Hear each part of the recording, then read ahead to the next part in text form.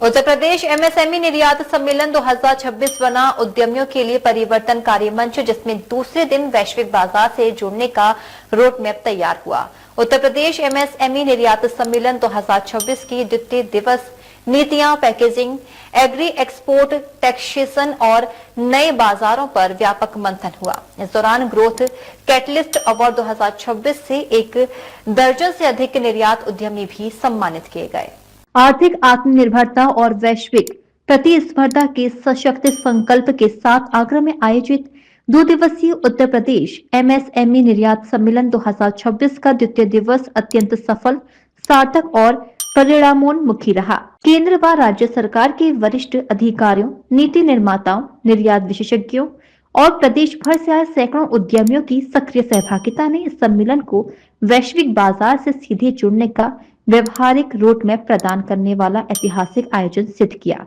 द्वितीय दिवस का शुभारंभ director DGFT RK Soni, assistant director FIEO Alok Srivastava, deputy director Indian Institute of Packaging Rishu Gautam, संयुक्त आयुक्त उद्योग Anuj Kumar, programming committee chairman एवं चमड़ा एवं फुटवेयर उद्योग परिषद अध्यक्ष Puran Dawar, programme committee chairman Gopal Gupta, programme convener Manish Agarwal Ravi, Laghu Udyog Bharati के राष्ट्रीय सचिव दीपक अग्रवाल, राजेंद्र गुप्ता, सीएस अनुज अशोक एवं सीए उमेश गर्ग द्वारा संयुक्त रूप से दीप प्रज्वलन कर किया गया। सीए अनुज अशोक एवं सीए उमेश गर्ग द्वारा संयुक्त रूप से दीप प्रज्वलन कर किया गया। मुख्य अतिथि आरके सोनी ने कहा कि एमएसएमई क्षेत्र में घरेलू और निर्यात दोनों स्तरों पर अपार संभावनाएं हैं, परंतु उद्योगों को आगे बढ़ाने का पहला और अनिवार्य कदम रजिस्ट्रेशन है।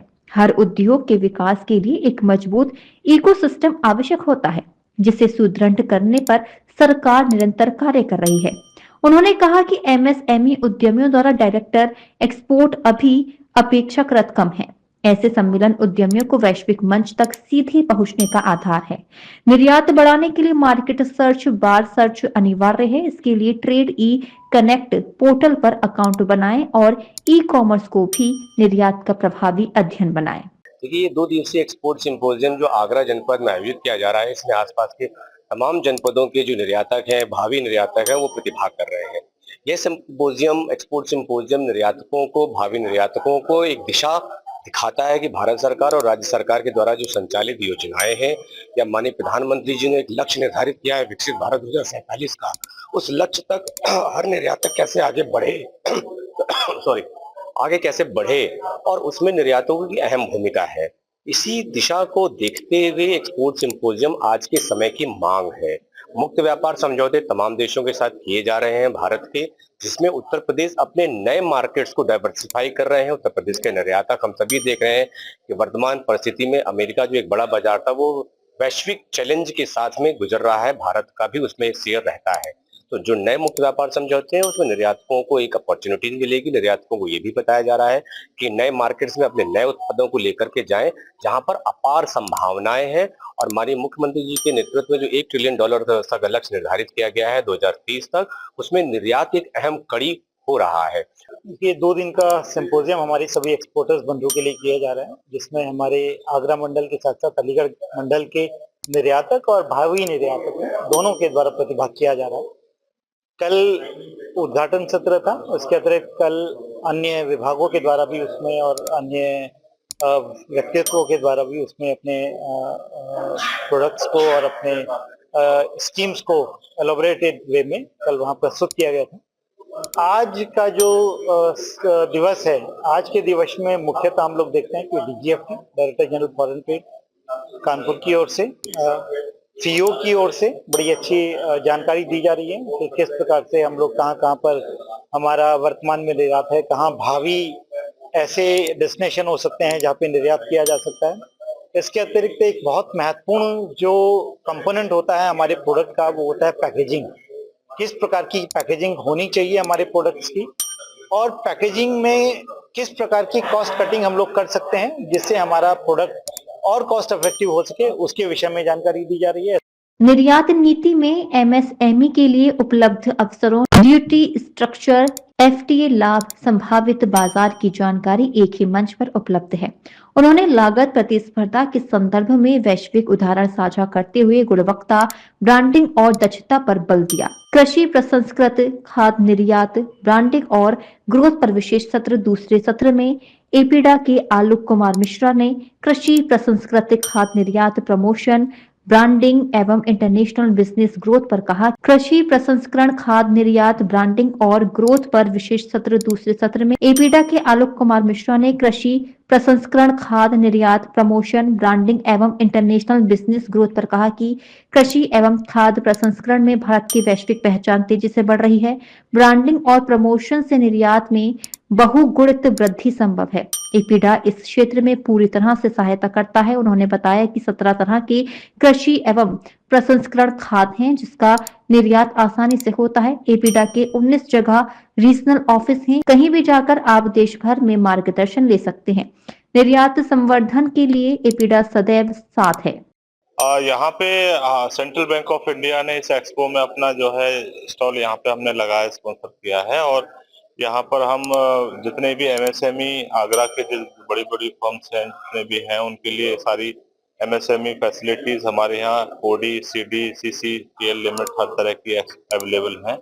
और यहाँ पर हम हर तरह के कॉम्पिटिटिव रेट ऑफ इंटरेस्ट पर लोगों को सुविधाएं अपने बैंक में भी दे रहे हैं। और यहाँ पर हम एक एक्सपोजर लेकर आए हैं कि ज्यादा से ज्यादा आगरा के जो एक्सपोर्टर्स हैं उनको हम अपने बैंक से जोड़ें और वो कॉम्पिटिटिव रेट ऑफ इंटरेस्ट पर लोएस्ट पे हम उनको सुविधाएं यहाँ पर फैसिलिटीज देंगे। जो आगरा में उत्तर प्रदेश निर्यात एमएसएमई निर्यात एक्सपोर्ट सिंपोजियम जो चल रहा है, इसमें काफी अच्छी भागीदारी रही है लोगों की। और इसमें खास करके जो माइक्रो लेवल पर जो इंडस्ट्रीज हैं उनके बारे में काफी सेशन लिए गए हैं।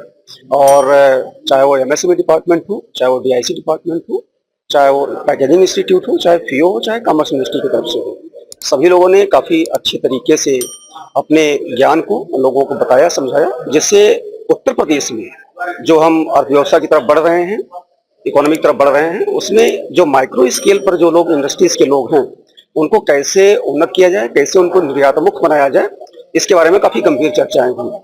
Export symposium Uttar Pradesh MSME निर्यात सम्मेलन का आज दूसरे दिन भी बहुत ही शानदार रहा। मुझे लगता है कि आगरा, मथुरा, अलीगढ़, फिरोजाबाद से लगभग 2 जनपद, जिसमें कि आगरा, मथुरा के सभी जिलों के उद्यमी, एमएसएमईज और निर्यातक ने अपनी बड़ी संख्या में भाग लिया है। और आज के सत्रों में हमने जो बात करी है वो एफटीए पे बात करी है।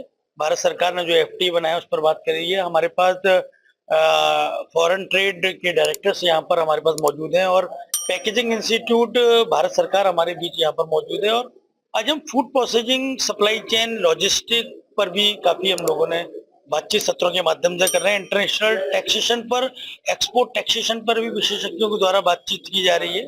और एपिडा, जो कि भारत सरकार का खाद्य प्रसंस्करण उत्पादनों को एक्सपोर्ट के क्षेत्र में देखने वाला विभाग है, उसके लोग भी यहाँ पर मौजूद हैं। ये आयोजन बहुत ही सार्थक रहा और 2 दिवसीय इस आयोजन के माध्यम से हमारा प्रयास जिस तरीके से था कि हम नए निर्यातकों को ला पाएं और जो वर्तमान में एमएसएमईज हैं तो निर्यात के क्षेत्र में अपनी भविष्य की संभावना को जो देख रहे हैं, वहां पर ये 2 दिन में जितने भी सत्र आयोजित हुए और जितने भी विशेषज्ञ आए उनसे बहुत ही लाभ मिला।